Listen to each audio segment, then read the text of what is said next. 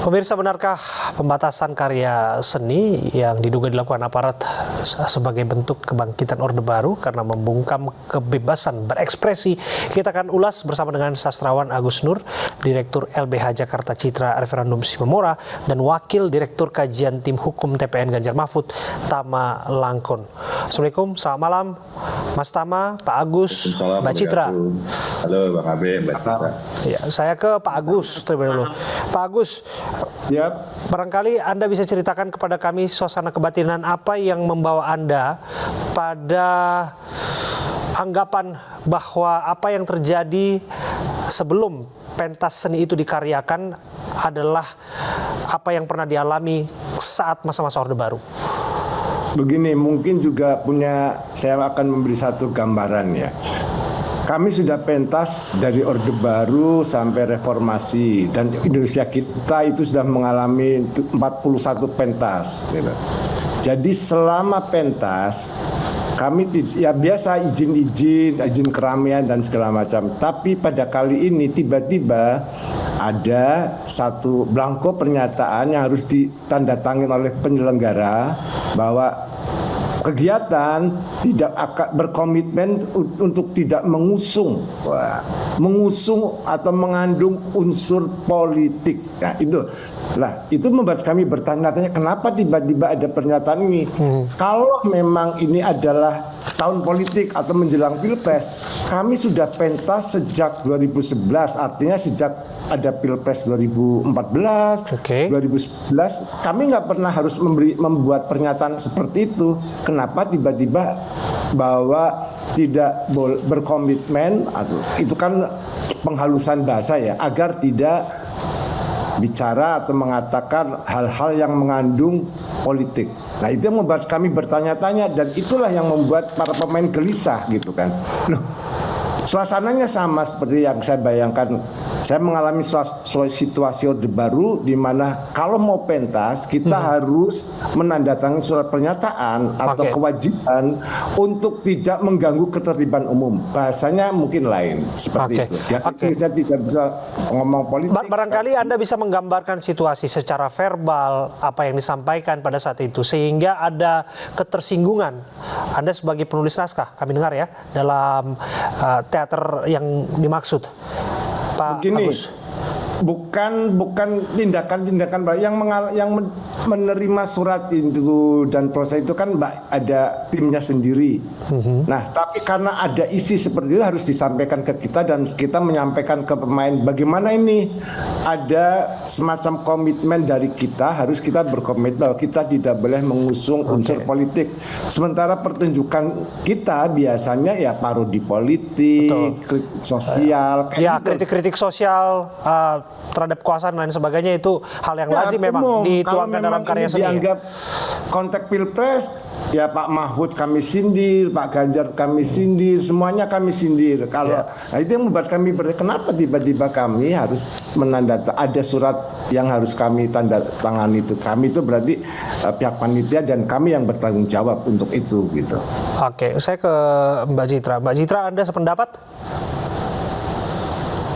Ya, menurut saya gitu ya, bahwa apa yang dilakukan oleh teman-teman itu sebagai bentuk dari kebebasan berkesenian, itu sebagai bentuk dari kebebasan menyatakan pendapat, berekspresi, yang mana itu telah diatur dalam konstitusi atau undang-undang dasar kita gitu ya, bahkan di kovenan sipil politik yang sudah diadopsi oleh Indonesia. Jadi saya kira sebetulnya tidak ada alasan bagi negara termasuk juga aparat penegak hukum untuk membatasi ruang yang kemudian diambil bagi teman-teman budayawan ataupun sastrawan menyatakan pendapatnya gitu, atas situasi apapun. Bahkan kita sebagai warga negara bebas untuk mengkritik gitu ya situasi politik yang terjadi saat ini, begitu menurut saya. Kalau disebutkan kan polisi sudah mengklarifikasi bahwasanya andai kata ada hal yang dirasa mengganggu, dirasa melampaui batas oleh oknum-oknum tertentu, bisa saja dilaporkan. Bagaimana Anda menilainya? Sebetulnya polisi juga nggak punya kewenangan ya teman-teman tentang ini, karena seharusnya justru polisi harus menegakkan hukum. Seharusnya polisi itu harus melindungi hak azazi dari warga negara. Jadi ketika kita melakukan suatu pentas, polisi juga, kita nggak punya kewajiban untuk menandatangani sesuatu.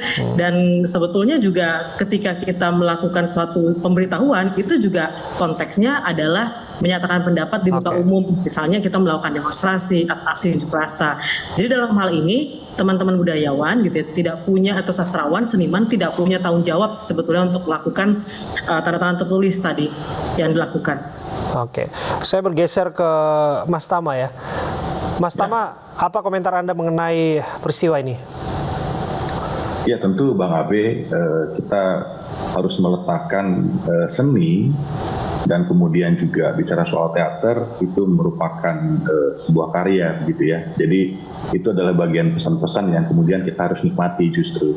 Nah, saya sendiri tentu sebagai salah satu yang masuk dalam kategori peserta pemilu, katakanlah demikian, ya justru melihat kritik, masukan, sindiran itu adalah sebagai sebuah input bagi kami begitu untuk bisa mengetahui kira-kira apa yang menjadi masalah bangsa dan kemudian termasuk apa juga yang menjadi masukan buat kita, di mana kekurangannya, apa yang perlu dilengkapi. Jadi nggak perlu baper, apalagi sampai kemudian ada pelarangan. Itu yang menurut saya penting ke depan. Mas Tama, kalau misalnya ada anggapan jika kemudian teater yang dimaksud terafiliasi dengan pasangan calon presiden, calon wakil presiden yang Anda usung, bagaimana menjawabnya? Ya, tentu soal itu kan soal pilihan ya, dan kita juga tidak bisa kemudian mengambil kesimpulan terlalu cepat bahwa ini ada urusan dengan afiliasi partai politik, ada afiliasi dengan pilpres dan lain sebagainya. Tidak bisa juga kemudian dia buru-buru menilai hal yang seperti itu. Itu yang pertama. Nah, kemudian yang kedua, apapun yang disampaikan, ya tentu kita harus dengarkan.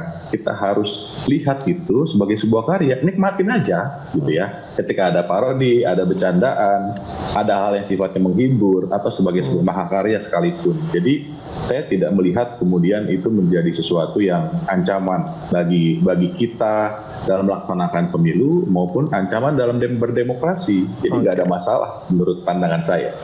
Demikian, Bang Habib. Saya kembali ke Pak Agus.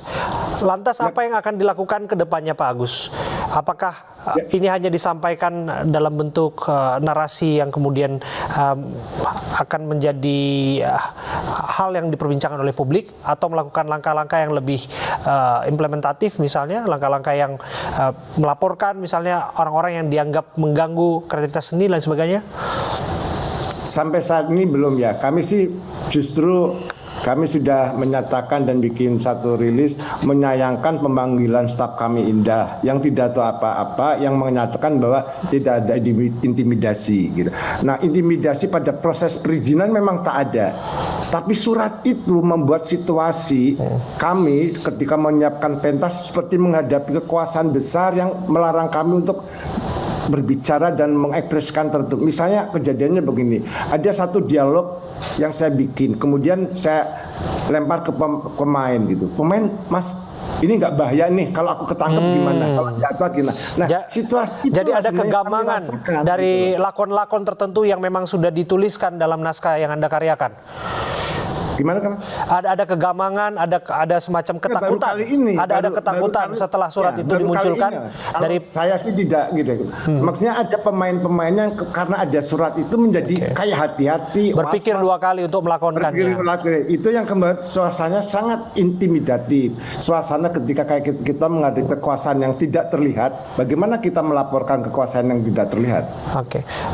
Kalau disebutkan ini dari Pak Butet yang mengatakan ingin diberikan kesempatan untuk klarifikasi.